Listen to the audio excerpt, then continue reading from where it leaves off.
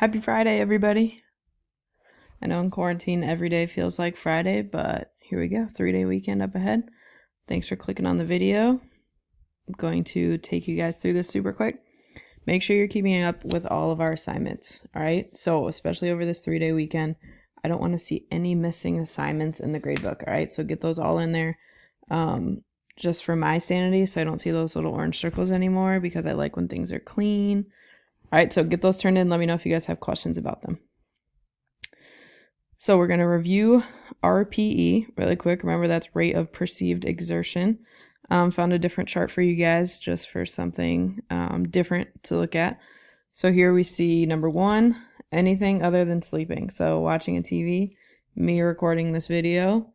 2 to 3 feels like you can maintain it for hours. 4 to 6 feels like you can exercise doing that for hours, but you're breathing a little more heavily and can hold a conversation. So notice here on this chart, it has 4 to 6. So obviously 6 is going to be a little bit higher. 7 to 8, you're starting to get pretty uncomfortable. You're not talking a whole lot. All right, 9 is very hard, and then 10 is your max there.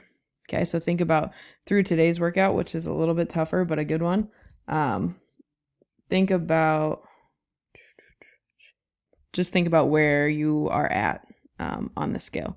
So if those of you were in, some of you were in my Total Body Fitness last quarter or Indie Fit, you've done this before, but we got good feedback on this video, so I'm putting it out there for you guys to do it again.